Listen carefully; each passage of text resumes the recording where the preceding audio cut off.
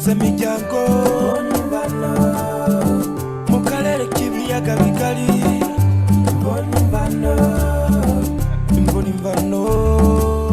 Mwaramukanya amahoro mwese muteze amatwi imvune imvano yo kuri uyu wa gatandatu tariki ya 10 z'ukwezi kwa karindwi mu 2021. Imvune imvano y'uyu munsi yibanze ku mikorere ya leta ya Perezida Evariste Ndayishimiye yujuje umwaka iri ku butegetsi mu Burundi.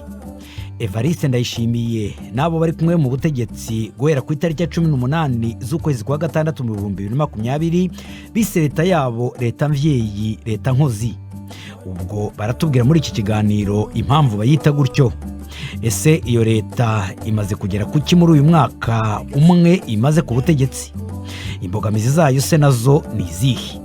Iravuga iki se kubanenga imikorere yayo mu rwego rwo kubahiriza uburenganzira bw'ikiremwa muntu no kuzahura ubukungu? Imvune imvano kandi yahaye ijambo abatavuga rumwe n'ubutegetsi bari mu gihugu cy'u Burundi. Ese nabo barabona gute leta mvyeyi leta nkozi? Baravuga iki se ku ntambwe iyo leta imaze gutera muri uyu mwaka umwe no kubavuga ko birengagiza nkana intambwe ishimishije iyo leta imaze gutera? Abatumire bacu ni Wirinyamitwe ukuriye urwego rw'itangazamakuru mu biro by'umukuru w'igihugu, Terence Manirambona umuvugizi w'ishyaka CNL ritavuga rumwe n'ubutegetsi, hamwe na Faustin Ndikumana umukuru w'ishyirahamwe Parsem, ishyirahamwe ryishinze guhindura ivyiyumviro n'inyifato bibereye intambamyi gushika ku mahoro n'iterambere riramye mu Burundi. Iri shyirahamwe ryari ryafatiwe ibihano byo guhagarika ibikorwa byaryo mu Burundi riregwa ko ibyo bikorwa byaryo biharabika isura y'igihugu n'abayobozi bacyo. Ubu ryongeye gusubizwa ubwo burenganzira. Iki kiganiro mwagiteguriwe kandi murakigezwaho na Ferenga Kwaya. BBC gahuza miryango i Bukavu ni kuri FM 102.2. Reka rero tujye kubatumire bacu, mpere kuri Wirinyamitwe. Wirinyamitwe, umuntu yatangira kubaza ati ese ikivugo mwivuga ni ikihe nyuma y'umwaka leta mvyeyi leta nkozi imaze igiyeho? Icambere nagira amaze ndamutse bariko baratwumviriza, nongere ndamutse nabo turiko turaganira, kandi urabona ko twese turi ahubwo vyari kubona vyiza tuganiriye turi kumwe twese tukicara hamwe. Ubutaha tuzabikora. Byari kuba turadufaranga ko twari gukoresha telefoni imwe tuzatsatizana. Ego. Tukayaduhuza. Mugabo ntaco byose ni ko turiko turahura nubwo kuko muringa bwarateye imbere. Rero uti ikivugo ni iki? Ikivugo ni kijya nyene. Ikivugo nuko turi kumwe twese byose bishoboka. Nico civuko jambo ry'umutwe, jambo ngenderwa ko yakoreshejwe na nyine cyo mukuru w'igihugu yereka yamamaza. Hanyuma mbere n'ubu abantu yari yagendera agira ati abantu bari kumwe byose birashoboka. Nta musenere, nta musenedefite, nta mufrodego, nta muporona, ntande cyangwa abatari mu migambwe, bose tukaja hamwe kugira ngo dushobore kurwanya umwasi umwe dufise twese ari bwo bukene. Ijo rero nico gituma haci yajaho leta mvyeyi leta nkozi. Leta mvyeyi rero kugira ngo abajije muti isigura iki? Leta mvyeyi ni nk'umuvyeyi wa bose, ni leta itunganiriza bose. Hanyuma n'inkozi kuko ni leta iri ku kivi itegerezwa gufata iya mbere muri urwo rugamba rwo kurwanya ubukene. Nico niho yamavuga ati ariko aratondeka abantu, yamaze umwaka agerageza kubatondeka kugira ngo dufate inzira twese tuja hamwe mu kurwanya ubwo bukene, mu kubaniza hamwe uwo mwaka. Ibihambaye rero ko nkifite ijambo nuko yakoreye twavuga tuti ku bice binini bikuru bitandatu, ama axe les 6 axes prioritaires. Yagira ati kurwanya isesagwa ry'ubutunzi bwa leta, kurwanya igiturire, ivyo akaba ari ngenderako. Hakabaho uguteza imbere ibijanye n'amagara y'abantu, hakabaho kurwanya ubukene, hakabaho kurwanya ubushomeri cyane cyane mu bakiri bato baheze amashuri mugabo ntibaronka akazi, mu kugwiza akazi rero mu gushiraho amashirahamwe hirya no hino amahinguriro hakabaho gukurikirana cyane no kwitaho bimwe biboneka abageze mu zabukuru hakabaho no gukomeza rwose umutekano no kunywanisha abarundi. Ivyo rero ni ibintu bikomakomeye akorera ko, kandi umwaka rero uheze hariho ibintu bigaragara byinshi byibonekeje biboneka yuko yabaye leta nkozi, leta mvyeyi koko. Ivyo ni ibiki rero? Ivyakozwe ni byinshi, vyakozwe nababwiye ntidufate nko mu kurwanya ba kaboko, kurwanya igiturire. Muramaze iminsi mubona ingingo zifatwa, abakugwa, abafatwa, kandi arabigaruka hagira ati n'uzofatwa intare ikamukubita mu gahanga bikaboneka yuko yononye itunga ry'abenegihugu azoja mu gitabo cirabura kuri liste noire, ku buryo atazosubira kuronka akazi ka leta. Rero n'umuntu akarira rwose abantu bashobora kuba bagendera muri izo ngendo. Ubwo harimo abafashwe hagati aho nko kuri icyo gice? Hayamaze gufatwa abatari bake. Hariho n'abajya bakorera ku mabarabara wasanga baza baraka abantu biturire. Hariho abatari bake bamaze kugera mu gutangwa muri yombi. Ivyo ni ibintu bigaragara yuko ari ingendo tolerance zero, ni ukuvuga ko ati adashobora kwihanganira na gato umuntu ari giturire, ntashobora kwihanganira na gato umuntu asesagura itunga rya leta, ntashobora kwihanganira gato umuntu wese ashobora konona itunga rya leta. Dufashe mu byerekeye amagara y'abantu, ivyakozwe ni byinshi. Murazi yuko cyane cyane iyi leta yashitseho hariho ikiza ca corona. Mwarabonye ico yise ndakira sinandura kandi sinanduza coronavirus, ku buryo ico kiza cyagabanijwe rwose bimwe biboneka hano mu gihugu cy'u Burundi. Haragira naho mu mezi 3 ya mbere yaratanguye twageze mu Burundi ata muntu mushasha abonetse agwaye iyo ngwara. Hanyuma turatangura kugurura imbibe, hanyuma harabaho abantu bamwe baza bagwaye, turasubira turagwana. Mugabo uko bimeze kose ibiharuro birekana neza yuko byagwanije cyane. Hanyuma ikindi naco kandi gihambaye abantu bakunda kwibagira nuko hariko harubakwa muri ya ngendo yuko muri komine yo bifise ibitaro. Ubu tugeze ku mashantiye 37, ni ukuvuga ibitaro biriko birubakwa mu gihugu hagati mu ntara zitandukanye, makomine atandukanye. Tugeze ku mashantiye 37 ariko arubakwa ubu, bisigura yuko ari gisata ashizemwo inguvu cyane. Hanyuma rivyo kugwanya ubukene, murabona ingenda afise yo guhimiriza abarundi ko umufuko wose uronka ifaranga, hanyuma umuntu wose ukaronka icyo ufungura mu kugwiza umwimbu. Ivyo umwimbu sagasesesha rumuri biraboneka ko wiyongereye, n'abantu bari ku kivi ko n'umuntu akunda ibikorwa cyane. Rero ibintu ugira uti umuntu yohagarara akavuga ati ndabe kugushikanganje kugushikanganje byakozwe, ngira ngo mwokenera ibiganiro amajana n'amajana kugira ngo dushobore kubigaruka. Mugabo ibyakozwe ni ibintu biboneka. Nk'ubu rero ko ashira imbere ibyo kugwanya ubushomeri, murazi yuko yemeye ko azoshiraho ko atanga imiliyardi ko leta izosohora imiliyardi 8 zija gusahiriza imigambi y'imikangara y'abo bajene nyene bariko baragerageza kurondera ukuntu batoba abakozi ba leta bokuba yuko bokwikoresha ubugenzi bwa bafise n'ubuhizi n'ubushobozi kugira ngo bashobore kwishiriraho imigambi yo kwiteza imbere. Rero leta yemeye yuko isohora imiliyardi 8 mbere n'umugwi witwa PAEG, programme de dénomination économique et d'emploi des jeunes, warashizweho. Iyo programme yarashizweho mbere, hakaba harashizweho rero n'umugwi ugizwe n'abantu 4 bagiye kuja hejuru y'abandi mu gukurikirana ingene ayo mafaranga azokoreshwa n'ingene ubwo buzi buzoshobora gushigwaho canke imigambi igashigwaho kugira ngo turwanye ubukene koko. Hanyuma ibijanye n'amahoro n'umutekano, murabizi neza sagasesesha rumuri mu gihugu cy'u Burundi nta kilometero canke imetero kwadrato nimwe wovuga ngo irangwamo umutekano muke. Hose hayagwa intore, hose hariho amahoro n'umutekano, giho n'inyabagendwa, umuntu ashaka kuja hashaka isaha yose ashakiye. Nivyo hagiye bishika hakaba abatovyi nk'uko bishika mu bindi bihugu byose, ariko abacupyi nabo bararondewe kandi bagafatwa mugabo igihugu kiratekanye abantu bari ku mirimo bagwanya ubukene kuko igihugu kiri mu mahoro n'umutekano. Reka noneho tujye kuri Faustin Ndikumana kuko yasohoye umwihwezo ugaragaza icyegeranyo yagize mu gusesengura uyu mwaka leta mvye leta nkozi imaze, aravuga ingingo zigera ku 8. Faustin Ndikumana, urabyumvisha ibyo Wirinyamitwe avuga?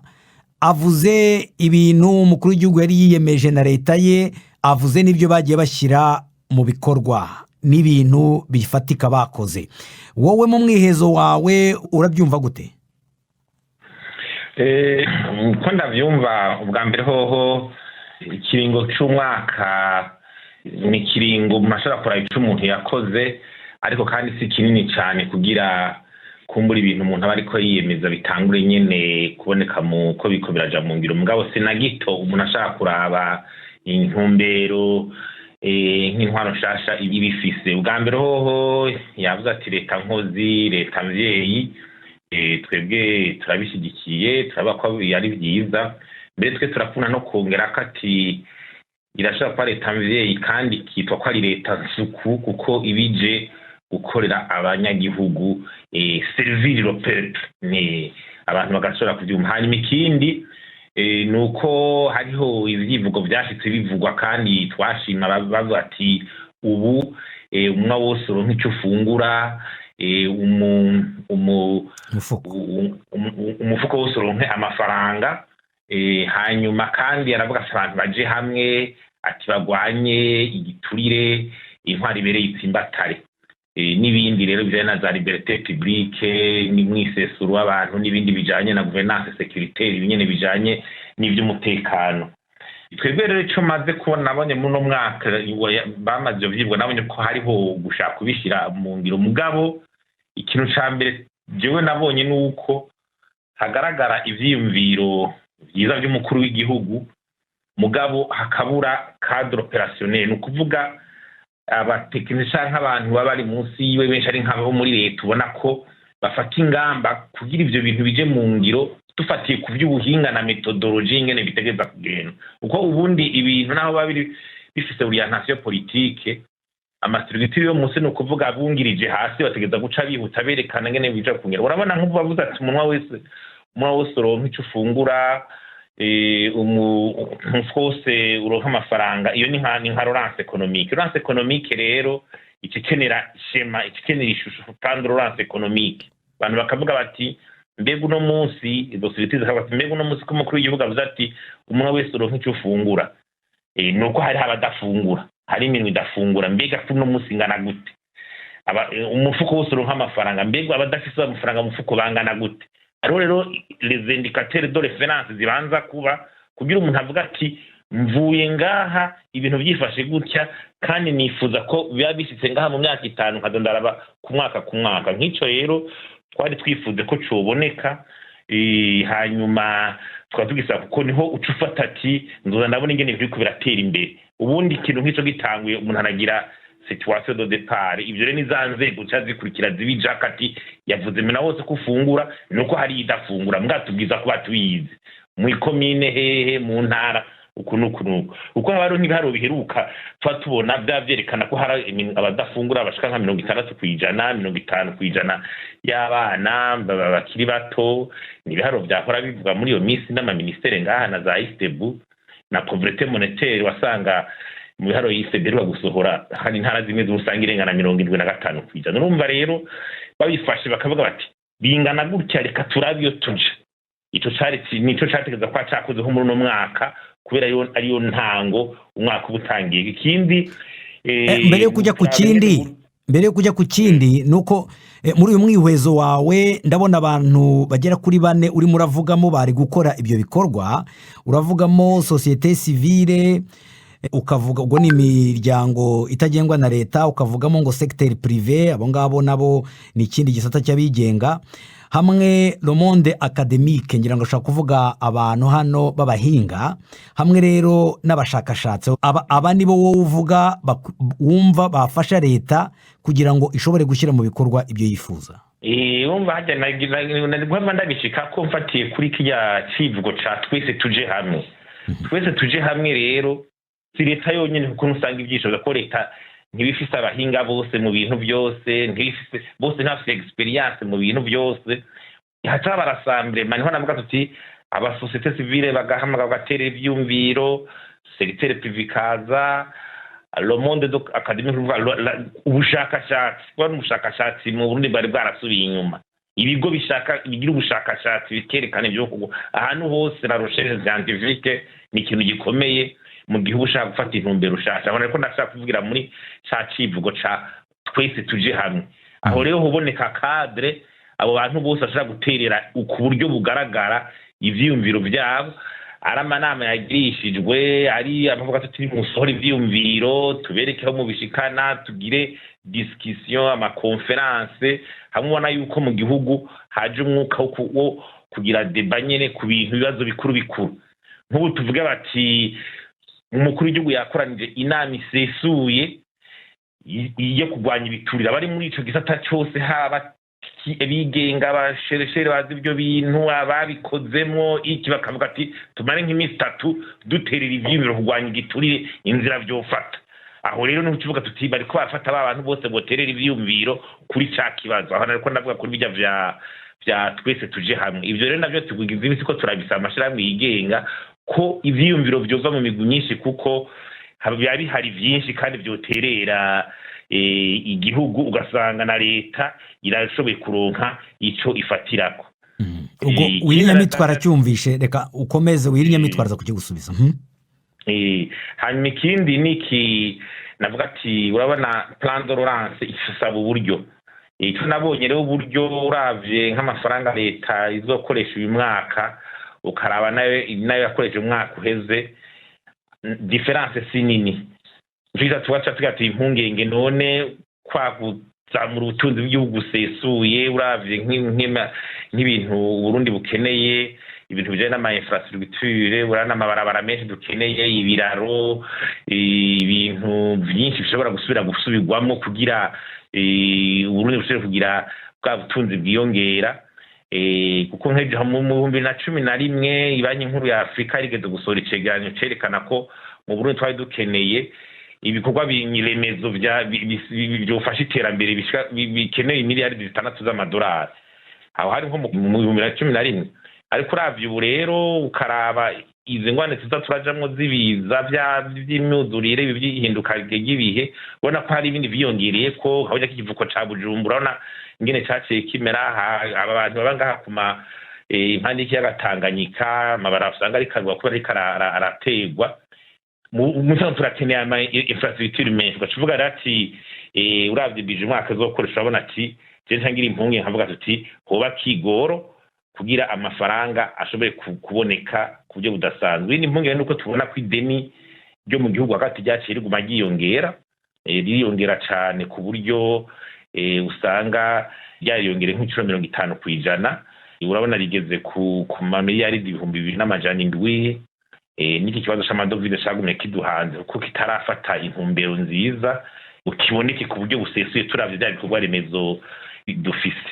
Hanyuma rero ikindi nuko ibi inflation iduga ry'ibiciro ry'ibidandazwa vya nkenegwa, ugasanga vyabuze isukari, isima, ibinyobwa nk'ibi vya Brarudi, hamwe ugasanga umuco ntubonetse bakavuga ngo ntibikwiye. Ejo bundi twumvise umuvugizi wa leta avuga ngo abantu bariyongereye banyivyo binyobwa canke ngo bakoresha isukari bariyongereye.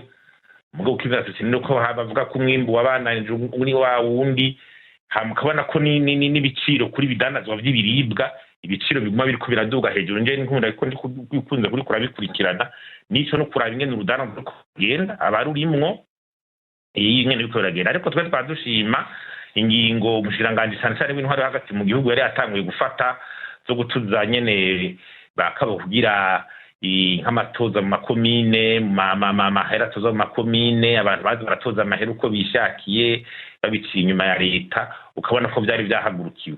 Kuri ico na cyane cy'ugwanya igiturire ikintu kandi tuvuga tuti umukuru gutabona ko afise yangajema mugabo inzego zigwanya igiturire nazo ntizifututse neza ingene ziriko zirakora ubu. buretse gato berekana akariro gashasha. buretse gato mbere y'uko tujya kuri urwo rwego izo nzego zirwanya igiturire uvuga, hari ikintu wari usimbutse kandi nasomye mbona ko nza kuza kukikubaza kugira ngo ugisobanure muri uyu mwihezo wawe, kuko wari uvuze ubushikiranganje bw'intwaro yo hagati mu gihugu. Uravuga ko ngo nubwo umukuru w'igihugu afite ikivugo cyiza, ariko inzego za leta ntabwo zimufasha kubishyira mu bikorwa. Ukavuga ngo keretse gusa ubushikiranganje bw'intwaro yo hagati mu gihugu hamwe n'ubw'imibano n'amahanga. Aho washatse kuvuga iki? Navuze sinovuga ngo navuze nti uravye muri uno mwaka turiko turatanga nk'amanota ku bushikiranganje tubona bwerekanye ko bushaka kwerekana amahinduka. Twavuga tuti ubwigaragaje cyane n'ubushikiranganje bw'intwaro hagati mu gihugu n'umutekano n'iterambere. Uravye izo ngingo zwagiye burafata kugira ibintu bimwe bimwe byo kunyuruza amatungo y'amatagisi ya leta, abatoza amahera bikika mu kigatara ba leta imeze nka concession, ukabona ko hagurutse kuvuga tuti hagira b'ingendo shasha. Hanyuma n'ubushirangangiro bw'imigenderanire, uravye imigenderanire Burundi n'imwe nasiye kuziramera, ibyo biganiro bya za Union Européenne n'Uburundi bigasubira, urabona yuko hari akantu kakibonekeza. Twavuze tuti turavye muri rusangi niyo mamise tubona yuko yerekana ikintu gikomeye, kuko turakurikira ibintu tukabibona twese tukabona neza ingene biriko biriko birakorwa uko tubibona. Aho ntibashatse kuvuga mbwa muri rusangi navuga ati nk'izo kurwanya igiturire nyene bibaye haro nk'inzego tureke inzego nyene zijya za leta zigakoresha, ukabona ko nazo ziriko zirazana inguvu muri ico kintu, kuko ubundi naho bari umukuru w'igihugu avuga ati ndiko ndagwanya igiturire, hari inzego zitaronse uburyo bukwiye nk'izi za Cour des comptes, ubugenduzi bukuru bwa leta, donc iyo sentare ijejwe amatungo ya leta, ubugenduzi bukuru bwa leta. Urona ya masentare yagwanya ibiturire yari yahagaritswe, mu nyuma sentare ijejwe kubahiriza shingiro ivuga yuko iryo tegeko ryo guhagarika bitajanye n'ibwirizwa shingiro. Novuga yuko hakwiye kuba ikintu gikomeye. Urabona twarumvise nk'abakadre nk'abashikiranganje cyangwa abakadre bakuye mu bushikiranganje nk'ubw'ikigaca leta canke nk'umushikiranganje yahora mu rudara, tukavuga tuti bakoze amakosa ya na mugabo hakabura inzego zifatira ico kintu. None hakurikira iki? Ubutungane inzego zigira enquête professionnelle nazo nizihe ngo zigira abarundi ati bakoze ibi, bagirijwe ibi, bateza guhanwa, kuko gukurwa mu mabanga ntibiba bikwiye. Hari ibindi bitegeza kubandanya n'ibyerekana tuti inzego ziriko zibikora uko. Ubundi bashaka gukura mu mabanga kwigira akavuga ati n'amafaranga kumbe batashoboye gutora reka ngene nibandanyiriza ibyo nikorera. Nibaza rero yuko kuri ico kintu nk'ubu n'irya tegeko bavuze ko ritajanye n'ibyizwa shingiro, turakeneye kubona ingene inzego zigwanya igiturire ziriko ziraronka inguvu zishasha, amategeko zikorerako. Ubona nko mu kwezi kw'icenda umukuru w'igihugu yaravuze yuko asaba abategetsi bose bakuru n'abashikiranganje yuko bokwerekana amatungo yabo imbere yo kuja mu mabanga. Ibyo bisabwa n'ibwirizwa shingiro. Ibwirizwa shingiro ryagisaba cyane, n'itegeko rigwanya igiturire ryagisaba. Mbwa mu nyuma bisa n'ibice batoye birindira ngo ndabwira baraye ngene bija mu gihe mbwa nk'icyo onye mu ntwari berewe ni ngombwa cyane, ni ngombwa yuko abashikiranganje no kuva kugwe ugo hejuru berekana amatungo yabo imbere yo kuja mu mabanga. Ico nibwizwa shingiro kirisaba, n'itegeko rigwanya igiturire riravuga n'abandi ari babura amatara abantu bose kuza kwerekana amatungo anditse mu itegeko. Urumva rero ivyo ni ibintu bitegeza kuja mu ngiro mu ntango kugira niyo nzira yo kugwanya igiturire itera ije imbere. Ariko se nabonye ndashaka cyanyuma nagira mvuge ni nari n'umusavuze ni bijanye kumbure n'umutekano, gouvernance sécuritaire no kugwanya kudahana. Umwaka uje twarabonye ko habaye akarusho cyane mu bintu byo guhana nk'abantu b'abapolisi bagize amabavire bakoze amakosa manini, ukazobona barahanywe nyine kibira, ukabona ko ubutungane buriko burakora, canke babanje bavuga ngo harongo ugwaruka ari mu butegetsi ngo bakora ibintu ugasanga ruvuze ngo ntiruhanwa. Hari abantu benshi twagiye turumva bavuga aho bahora bigira intakorwa ko mugabo twumvise ko bahanye. Ico ni ikintu twashimye cyane. Je ndafise nk'amakani irabiye arenga 10 aho ubona ko abantu bagize amakosa ucubona ubwo nyene ubutungane bukoze ico kintu abantu baragishimye no kuri imfungwa z'ibihumbi 5 no kumwe naho byose bitaraja mu ngiro tarabonetse hariho abajournaliste b'ikinyamakuru iwacu batezuriwe hariho amaradiyo yasubiye gukora nkazabonesha n'amashyirahamwe arasubira gukora n'irigi iwacu tukabishima na niyo radio BBC numvise arasubiye kugira turabona yuko nk'izari hari ikintu kiriko kiratera imbere n'impunzi zimwe zaratahutse nubwo ho bakiri izindi ivyo rero nibyo tuvuga tuti hoba umurindi wo kugira bibandanye kuko ibi vy'agateka kazina muntu n'umutekano vyovyo nukwabizako kandi kino twabonye leta hariho ubugizi bwa nayo bwari bugize iminsi butangwe kwiyadukiza budatahuritse kandi buteye n'ubwoba ni tuvuga tuti leta irakwiye kuraba kumbura ivyo ari vyo kuko ubugizi bwa nayo kuva amamodoka aragiye amageranda aratewe tuvuga tuti byari bitangwe gutera amakenga abarundi kuko bari ubugizi bwa nayo bukabije cyane kandi buteye n'ubwoba abo batuvyene mu nyuma leta ikategeza kugira ntete zikwiye ahubwo bakamenyekana kuko n'abantu babikoreye mu gihugu gicunzwe umutekano hagati mu gihugu bavuga ngo rwaruka rucunga umutekano n'ukuri ivyo bintu bogerageza kugira bishobore kumenyekana cyane cyane intumbero bayifise kuko yabitebwe abatovyi barashobora kwama batoba mugabo leta tukayisaba kugira ingufu zikwiye kugira abatovyi bamenyekane abaribo nico bagamije bashobore no guhanwa bagatuzwa. BBC gahuza miryango Igoma ni kuri FM 93 n'ibice 8. Ngaho reka Wirinyamitwe abisubize. Wirinyamitwe reka ngusabe uhere kuri kiriya yavuze cyuko leta mu byo yiyemeza gukora ikeneye abayifasha aribo abangaba yise abantu bo muri societe civile kuvuga amashyirahamwe yigenga abantu bikorera ku giti cyabo uramusubizaho iki?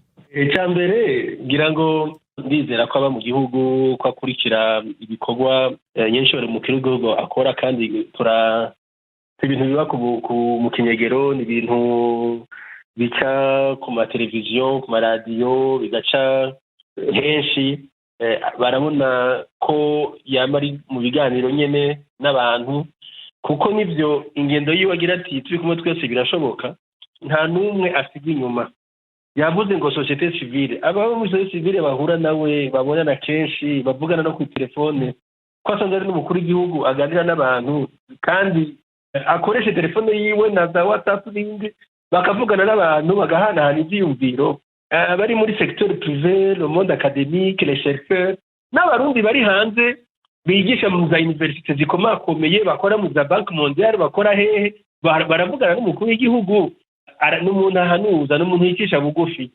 mugabo ndamutahura Faustin Ndikumana urumva agira ati jewe ntarakitirwa ngo mpamagagwe ntawe urahamagagwe kuko kenshi nico gihora cica abarundi burona hariho amashirahamwe wumvise Parseme nubwo izo mani y'aka 30 azoba ari umuntu umwe ntuzokumva wundi muntu witwa Parseme atari Faustin Ndikumana kuko abari ishirahamwe rihari mugabo ry'umuntu uwo muntu rero iyo atatumiwe atayumva ko umenga abandi bose ntibabaho niyo ngorane ikunda kuba kandi arazi ko ntajya umuntu wakuri ico kuva tukiri kumwe mu muganga Jean-David kera arazi yuko navuga ise niyumviye rero muri ico gihe rero ndashima ko ashima ivyakozwe akagira ati hari ivyo niboneye hari ivyo nabonye ari sawa mugabo mwumvise ingene wenyene yivuguruza avuga ati abakoze n'ubushikiranganji bw'intore hagati mu gihugu gusa n'ubushikiranganji bw'imigenderanire abandi ntacyo twabonye ariko arabandanya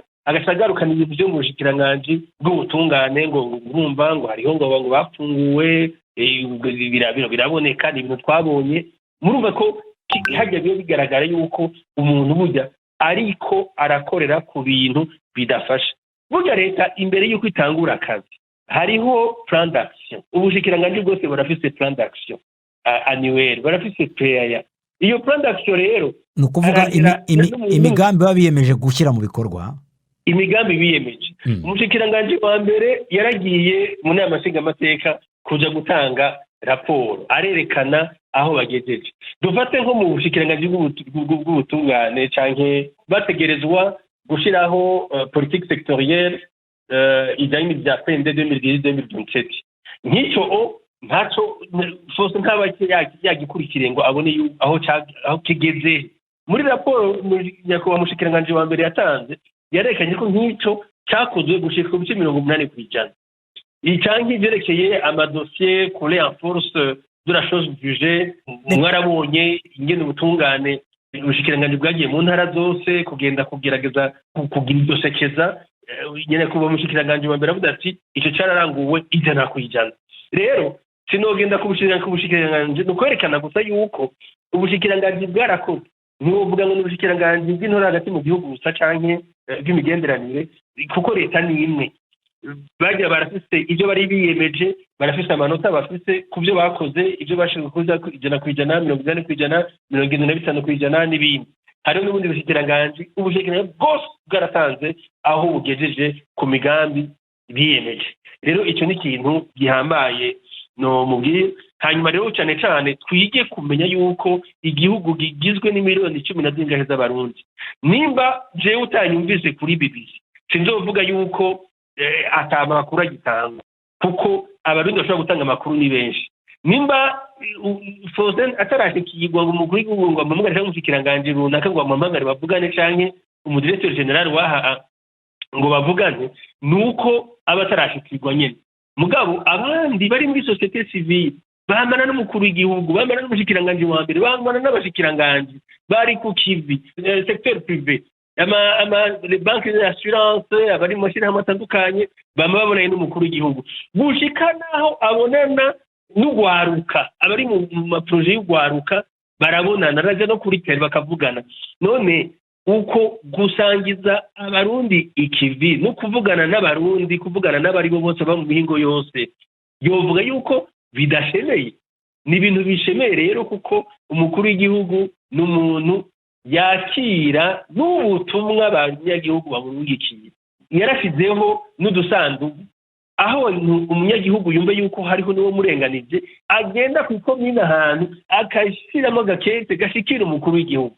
Twebwe rero ntitujyama muri biro by'umukuru w'igihugu, turakora turi ku kivi turaba ibyo byashikirijwe umukuru w'igihugu n'agaca biha abahanuzi biyo kugira ngo bisangure bace bagenda gukurikirana kugira ngo uyu munyagihugu arenganurwe.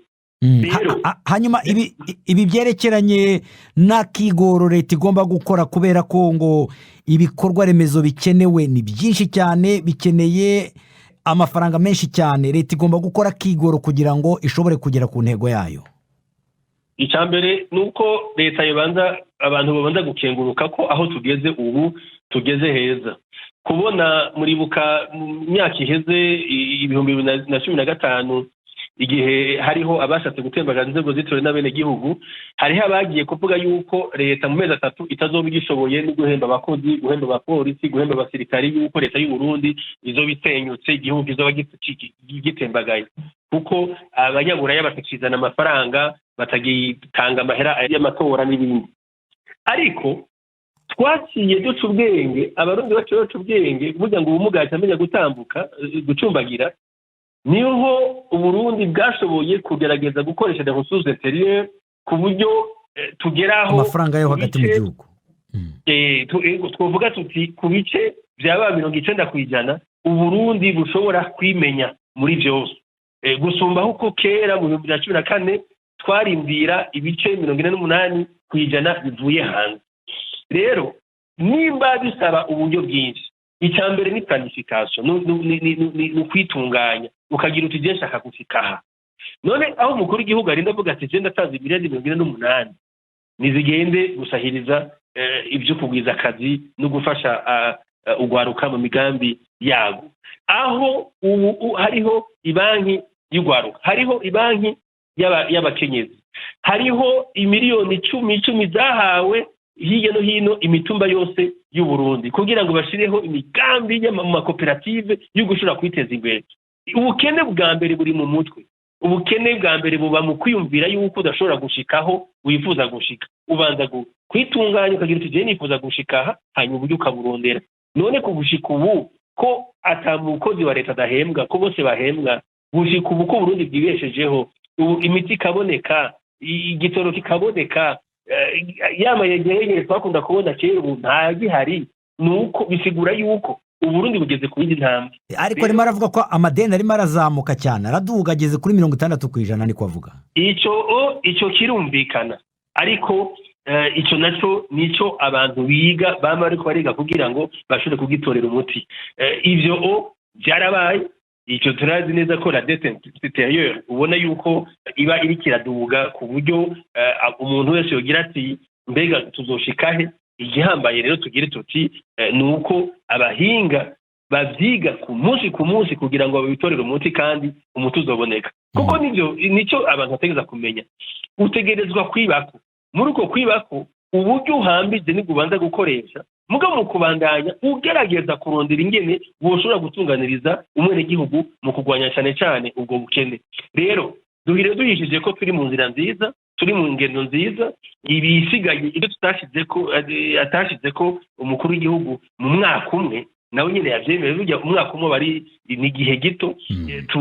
Tuze tugaruke mu myaka 2 myaka 3 kuko nabagira ati mu myaka 5 aho nifuza gushikana Burundi nifuza kubushikana heza gose. Rero icyo kiringo rero ni ukumuha umwanya agakora agashira mu ngiro imigambi yiyemeje kandi tudariko turamutega iminsi. Hanyuma iki ciduga ry'ibiciro cyo iduga ry'ibiciro bivana burya ni la loi de l'offre et de la demande. Ivyo ni ibintu bisanzwe kuko hariho ivyaduza ibiciro hariho n'ivyagabanutse ibiciro.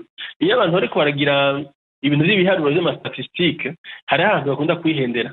Aho bakunda kwihendera nuko batamenya batigera bashobora kwevariwa ni ukuvuga kurimbura ingene umwene gihugu w'umurundi abayeho. Ndibuka njanye n'abafonsenyene hamwe n'abandi bari bafatanyije ingendo mu minsi yahera kuvuga yuko mu Burundi ubuzima buzimvye cyane. Twaragiye ahantu mu Busuwisi bararaba ingene abantu babayeho hariya bati ngaho ubuzima burazimvye gose. Burya rero ubuzima bw'ahantu ukuzimba canke ibiciro kuzimba bivana naho hantu uburi. Nimba turi mu Burundi nimba imfungurwa zoguraya izo mfungurwa wagenda mu kindi ugasanga uzigwiza n'inshuro 10 kugira ngo uzironke urashobora kurimbura abana bariya ukuntu babayeho. Hariho umurundi ku mutumba ashobora kumara umwaka adakojeje 10,000 ku mufuko ariko akabafungura neza akababayeho atagura icyo afungura. Ibyo byose ni ibintu teza kwiraba kugira ngo ushobore kumenya ubushobozi bw'igihugu uko bungana bivanye n'ingene ico gihugu ciyubatse. Rero ibiriko bikitugoye ibigoranye ni ibintu abantu bicarira bakabitorera umuti gusubaho uko bugoma basemerera ngo karabaye nivyo haba hariho ibibazo nk'uko bishikira ibihugu byose. Ndibuka muri BBC nyene mariko murambaza ngo mbega ngo muvuga ngo hari amahoro ngo ko byagenze ngo ahantu ngo abantu ngo bategerewe ngo barico. Nacenda babaza mbega ni kuki imiyami muri Amerika hariho umuntu eje akarasa abantu bangahe bagapfa. Ni kuki mu Bufaransa bavuga ko hari abantu baraye bapfuye muri iryo joro hari wabaraje. Ni kuki muri Israel byagenze gutya. None ucuvuga ko ico gihugu atari nyabagenzi. Ivyo birashika ko habaho utudumbidumbi tw'inkozi z'ikibi utunatwo igihambaye nuko dufatwa tugahanwa kandi turakora ikintu hanyuma mu nyuma iminsi 3 iheze ukumva ngo twafashwe. Hagize n'akandi kaza ukumva nako kafashwe. Rero ni ibintu bisanzwe turakigarukaho icyo cy'umutekano. Ariko hari nk'icyo yashimangiyeho cyane avuga ati iki cyo kigomba gufatwa nk'akama cyo kwerekana amatungo. Aravuga ati biri mu ibwirizwa shingiro bigomba gukorwa. Cyo murakivugaho iki? Ni gisanzwe ikintu cyose kiri mu bwirizwa shingiro kizokorwa kandi kizokorwa mu mwanya wacu. Rero umwanya uzoshika amadosiye ni menshi ibibazo ni byinshi kandi kimwe uko guca uko bwira bigenda biratorerwa umuti. Nico nta kirindire kizoba kuko Burundi tuko twisuganya kugira ngo niduhabe dufata Uburundi ko ari nk'Ubufaransa ko Burundi ko ari nk'Ubwongereza. Sinzi ko abantu baguma bashaka gukoporora neza ivyo abandi bakora nukumenga Uburundi bwamaze guhinduka nka kiriya gihugu. Ariko Willy umukuru w'igihugu niwe wari wabyivugiye agifata ubutegetsi avuga ko bagomba kubikora, ko nawe ubwe yiheraho ko nawe agomba kubikora, agiye kubikora vuba. Nicyo gituma nababwiye nti ku munsi uko iminsi igenda hagenda harafatwa ingingo zitwara mu nzira yo kubahiriza icyo ibwirizwa shingiro bivuga, rero bizokorwa kandi bizokorwa mu mwanya wabyo. None icyabibuje ni iki muri irya minsi ko yari yabivuze ko bigiye gukorwa vuba? Yarabivuze kandi biriko biratunganya, biriko birakorwa mu buryo bwa tekinike. Hariho ibitegerezo burya umukuru w'igihugu yamaze kuvumera ikintu, yamaze kukivuga, riba ribaye nk'ibwirizwa. Ivyo rero nababwiye nti biriko birigwa neza, kandi abenegihugu barabirindiriye batekanye, bazi neza yuko bizoba, kuko ntibizoba amasigara cica, ni ibintu bizokorwa kandi bizokorwa mu mwanya wabyo. Ariko twumve neza yuko ikidakozwe uno munsi kizokorwa ejo. Ibiganiro bya BBC gahuzamiryango mukunda nk'amakuru, imvo n'imvano, urunana, ikiganiro cy'abagore cyangwa abaza muganga, ubu biraboneka kuri podcast. Jya kuri bbcgahuza.com maze ushake ahari podcast. Amakuru yose y'uko podcast ikora n'uko wayishyira muri telefone yawe, byose urabihasanga.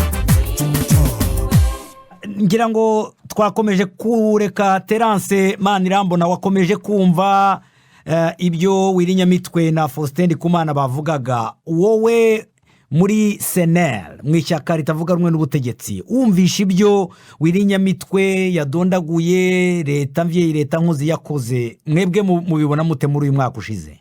Yego cyane, nakurikiranye ibyo bavuze kuri izo mpande zibiri. Agomba mu nkundire mbere ku civugo numvise Wirinyamitwe yasubiyemo, kandi ngo turi hamwe twese birashoboka, kumva n'ibindi byivugo bitandukanye. Kandi nabibutse yuko icyo kivugo ubwacu ni cyiza, nk'uko n'andi majambo twumva muri uwo mwaka uheze umukuru w'igihugu hari atwara ari meza. Ariko kandi nk'uko nafute numvise bigarutse ko hari ibintu bimwe bikenerwa ko biboneka mu ngiro. Iyo bitabaye mu ngiro biguma ari ibyivugo gusa, ugasanga ntizashitseko. Anagoma range nk'akarorero kimwe bita urugero. Mu Burundi turazi icyo bita umuvyeyi. Tutagiye mu bintu byabereye cyane, umuvyeyi afata abana biwe gute, abatunganyiriza gute. Twese tujumba rero mukuru w'igihugu ati ndoshiraho leta mvyeyi, twari tuzi ko ari leta kumbure yotunganiriza abantu bose, ifata abarundi bose kumwe. Ariko nyuma twabuze yuko bidasa kubera iki? Mfatiye ku mugambwe akomokamwo umukuru w'igihugu. Kuva ugiye ku butegetsi muri 2005, leta bazageze zirajyaho, abahiganywe bashyiraho inzego zerekana yuko koko kwabaye gufashanya kugira ngo bose baduze ikivi hamwe, ko amatora aheze hageze ko abarundi bose baje hamwe. Ariko bageze gushinga leta twabonye yuko ahubwo byabaye ibyo gukumira hamwe n'abandi. Ibyo twabibonye muri kino kiringo cy'umukuru w'igihugu ahari ubu. Iyo twiyumve tutikumbure iyo bavuze umuvyeyi ni ufata abantu kumwe, asigonze kuvuga ngo basenere gusa, ariko cyagagaye nuko bashize imbere ababaherekeje mu matora. Ariko kandi twibuka yuko n'ababa bahiganywe batari mu mugambo uri ku butegetsi barafite icyo baterera mu kubaha igihugu. Muri icyo gihe rero cya kivugo twese hamwe birashoboka, canke leta mvyeyi byokumvikana yuko bose bagiye hamwe.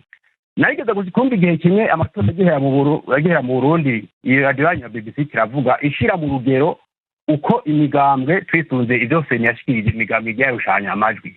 Baravuga bati umugambwe watsinze watowe n'abantu 3 n'abandi barenga, bavuga ibitigiri, ati umugambwe wawukurikiye n'abantu batowe n'abantu umuliyoni n'ibindi n'abandi bantu 200 bararenga hejuru, ati umugambwe ugira gatatu watowe n'abantu 72,000. Yerekana yuko ubwo bureme bw'imigambwe abo bayigize nibo kandi bagaruka bakaza kubaha igihugu. Rero biratangaje kubona rero nk'ufata nk'umugambwe witwa ko abaye wa kabiri, ugasanga muri uko gushira hamwe ingufu zose, haba mu bibazo by'ubuhinga cyane cyane ibidasabye bya politike, byo bibazo bya politike tubivuga by'ubuhinga, ugasanga nta na rimwe uwo muntu abona yuko babona yuko ari ikintu gishobora guterera mu kubaha igihugu. Aho rero mvuga nti ya leta mvyeyi hataka bakabaza. Ikindi cya kabiri nacyo kumbure naye kuvuga ngo hamaze gukorwa ibiki, rero mfatire kandi kuvyo numvise umukuru w'igihugu avuga. Nageze kumwumva ku radio imwe y'imigwacu bamubaza bati mbega mu mwaka leta mu gihe mumaze mukora n'abaje amezi 9 ikirimo kwishimira amaze gushika ko niki. Yavuze ati ndacari ko ndapanga. Urumva rero mu gihe gipanga ngira ngo nta kintu kigaragara ko kirakogwa. Cyanoneho ni itariki 5 z'ukwa kabiri yarabigarutse ko aravuga ati ndiko turakora ibishoboka ati mugabo hasi yanje ntabwo ariko baramfasha numvise foto higaruka ko ati kumbure naho mukuru w'igihugu atanga intumbero zimeze gute inzego zimufasha zimwunganira zidafashe urugero nk'ubwo umukuru w'igihugu yifuza atabica binagorana ngo n'urugero rwa kabiri ntazi urugero rwa gatatu kari karorero ejo bundi kari kimwe y'uko indwi ariko turahimbaza munsi mukuru kwikukira kiriho narindi aho umukuru w'igihugu yarari aravuga ibintu byaranze ibituriye n'amasezerano yo kwimba ubutare atameze neza anahindukira avuga ati kumengo abari ngaha babakuru umuntu mu kuba mashini kubera iki ati ndazi neza ko basinye amasezerano harimo bamwe ngaha muri mwebwe ati ndabasabye muhindure yuzikane ko rero kumbure birasari byivugo gusa nta ngiro iragaragara ngo boneke tureke yuko hari ibintu kanaka bimaze guhinduka ntabwo banande mu nkundire ngico mvuze ku byo tumaze kubona bijanye na kino kirimo cy'umwaka umukuru w'igihugu amaze atwara ikintu twabonye rero nuko tubona yuko mu bisanzwe nakivuze kugira ngo abarundi bose bumve ko bari hamwe nuko bafatwa ku rugero rumwe mugabo bamaze gukumira bamwe n'abandi kumbureze twakumira twisunze amoko twisunze intara twisunze ibiki ubu hagezeho imigambwe ejo bava haza n'umutumba haza n'urukoba n'ibindi urumva ko ntacyo duba twadushikana ko kandi mu gihe tuzi neza yuko inyuma y'amatora abarundi bose baba baja ku kivi kimwe cyo guteza imbere igihugu sinzi rero ko wa munwa uronka icuga cyangwa urufugo rumwicujamwo atari kiza bitaraba abarundi bose nibaza ko muri iyo ntumbero hakwiye ibyo kosorwa icya kabiri nacyo novuga ni kubyerekeye ubutungane n'ingingo zifatwa nagoma ntabwo urugero kuko ibindi babivuze sinzigaruka ko umukuru w'igihugu avuze ati ibintu bimwe ikizira dukwiye kuba turagaruka ko nk'abarundi ni ukubahiriza amategeko yubahirizwa numvise ibinyamitwe zivuga ku ngingo ya 95 y'ibwirizwa shingiro ivuga yuko imbere yuko izo nzego badondagura mu mategeko zijya mu banga yazo zerekana ubutunzi zifite bakerekana amatungo yabo niyo basohotse none ubunye ko umukuru w'igihugu asaba yuko amategeko akurikizwa iyo ngingo zoza mu gihe gute mu gihe abantu bamaze umwaka bari mu mabanga batashikirije ibyo batunze kugira ngo hageze n'igihe basohoka berekana ibyo bafise hama babijejwe ko bagize ikintu bakwekeka kuri abo bantu bakurikirana ko byifashe hama ikindi cya kabiri novuga ni nk'ingingo yo kurekura abafungwa ubwa mbere ubwayo kivugwa yari sawa yari nziza abarundi bose batwara ikengurutse mugo hageze ko kigwa mu ngiro tubona ibintu bitangaje itegeko ry'umukuru w'igihugu mbe bavuga yuko usanga handitse ko ngo rijya mu ngiro akirisinya yarisinye haraca amezi abiri abo bantu batararekurwa hanyuma baza kuregwa naho amatwa dusumira umengo boba baherutse bakirekura umuce wa mbere ariko ubu nta cyakurikiye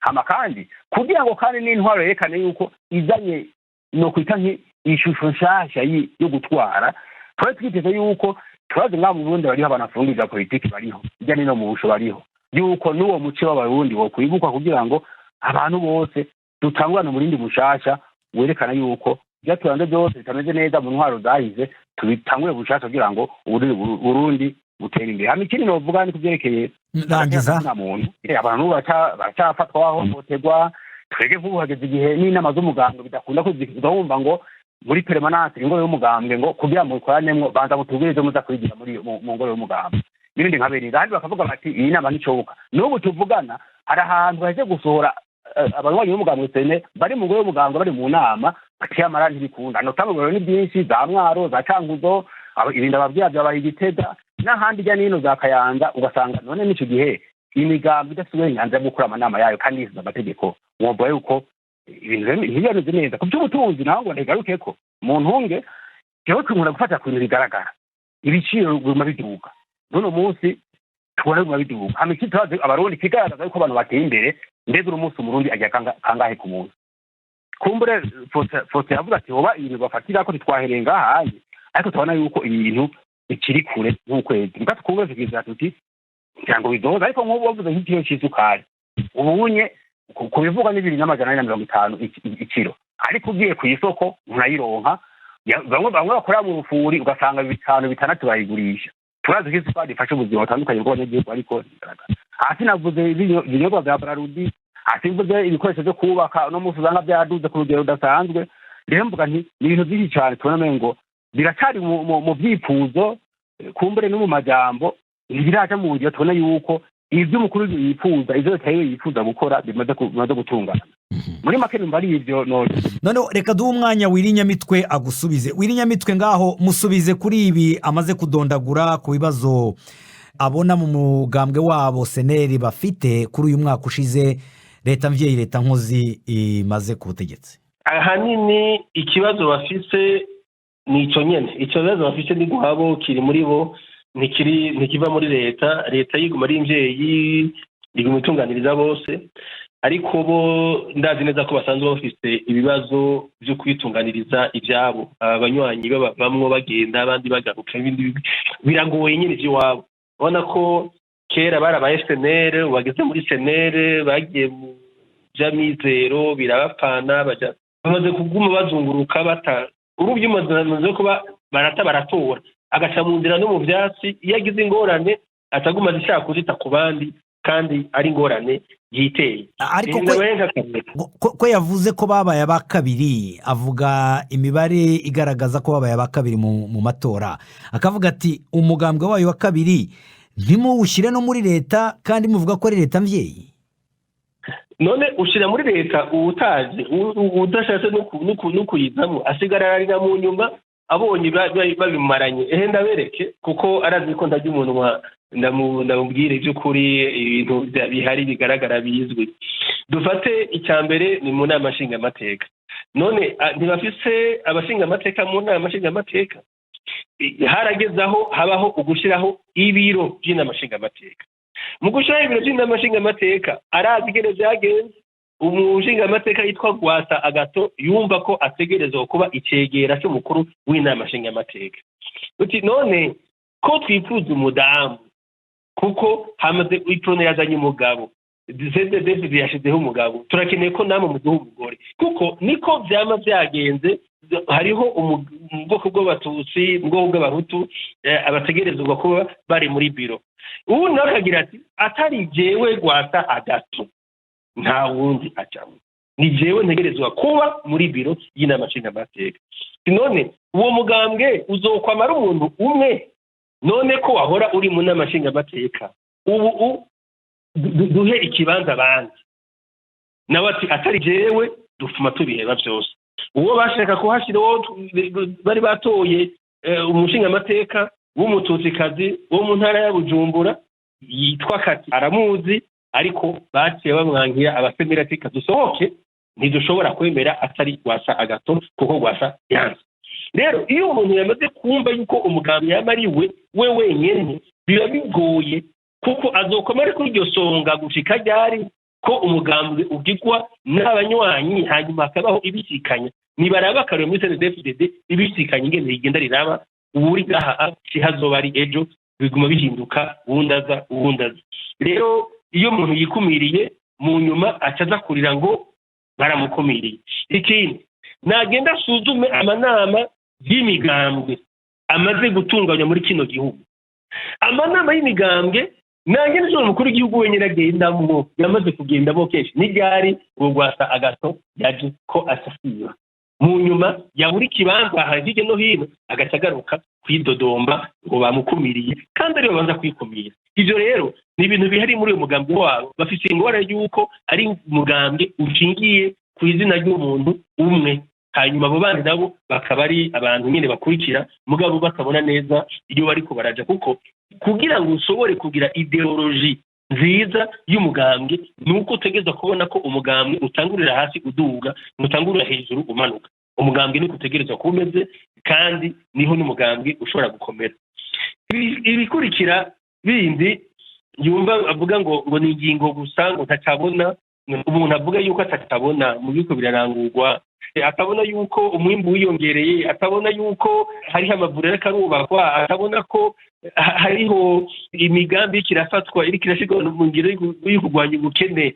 Ubu none bumva tubana mu gihugu kimwe, mugabo urumva birumvikana, biyumvira uko ngira ngo ubuke bw'abagize uwo bwambwe mu basigayemo baba bameze bangana. kuko sinumva neza ingene umuntu ashobora guhaguruka uno munsi akavuga yuko atakiriko kirakorwa. Hanyuma rero ngarukiye ku majambo bafatiramwo hagati na hagati mu ijambo nyine ishobora mukuru bavuze, hanyuma bagaca bafatira kuri ico bagaca bagerageza kukivuga uko atakivuze. Avuze ati munsi yiwe yabuze abamufasha, ntiyigeze avuga ko atagira leta ko leta niwe yayishyizeho, ntiyigeze avuga ko atagira abahanuzi kuko abahanuzi nibo basinyaga akongera agasinyura, ntiyigeze avuga ko atagira ababura amatari kuko nibo babashyiraho, niwe atondeka abantu akagira ati wenda gushize hariya nawe ndagushize hariya. Mugabo hariho abenegihugu batagishobora, ubona ko hariho bamwe abo ariko barafatwa bakugwa mu buzima, abandi bagenda bariko bariba, abandi ugasanga n'abantu menga bakorera ku jisho gusa.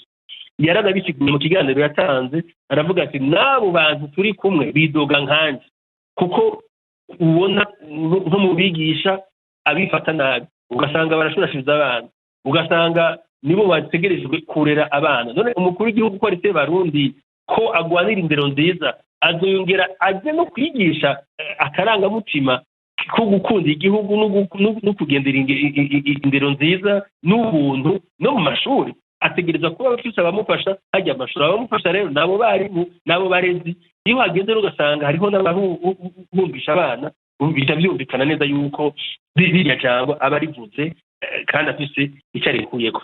Ivyo yavugiye kuri stade ubu akagira ati indongozi nimwakomye amashi kuko hariho amasezerano yasinye kandi ayo masezerano ari turiko turasubiramwo. Ivyo ni ibintu byumvikana.